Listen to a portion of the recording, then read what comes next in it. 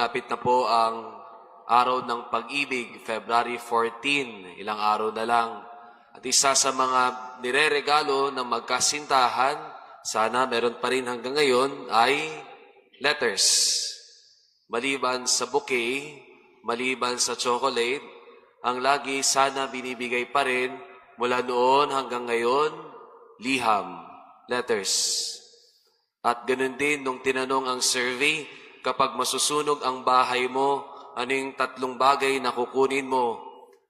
Ang top 3 answers ay number 1, titulo ng lupa or documents. Pangalawa ay ang patungkol sa mga photo albums, pictures. Ang ikatlo ay ang letters. At sa araw na ito, kapansin-pansin natin sa pagunita natin kina Saints Timothy and Titus, merong binigay na liham si San Pablo. If you will check our Bible, there are only 3 letters of Saint Paul dedicated to very particular persons. Number 1, the saints we are celebrating today, Saint Timothy. Second is Saint Titus. The third is Philemon. 3. Sa lahat ng mga liham ni San Pablo, laging nakadirekta sa mga komunidad. Corinthians, sa mga komunidad ng Colossians, sa Galatians, etc., etc. But St. Paul dedicated his letters on 3 directed persons, Timothy, Titus, and Philemon.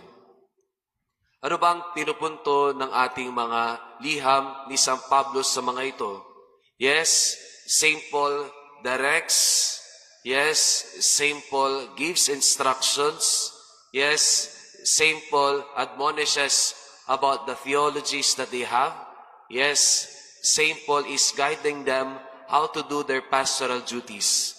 But more so, these 3 letters of Timothy, Titus, and Philemon are directed to them to admonish them.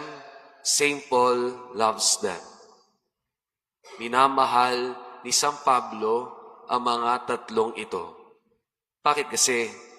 Dahil kabahagi niya ang misyon ni Jesucristo sa kanila. At ito rin ang paalala sa ating mga kapatid kay Kristo.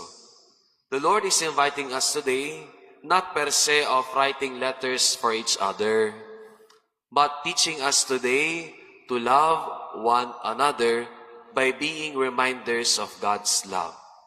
Sa paanong pamamaraan? To admonish, to direct, to teach, to guide, like St. Paul. Nawa, maging katulad tayo ni Saints Timothy and Titus, receiving God's love, in accompanying St. Paul in the journey of sharing His gospel to everyone. Amen.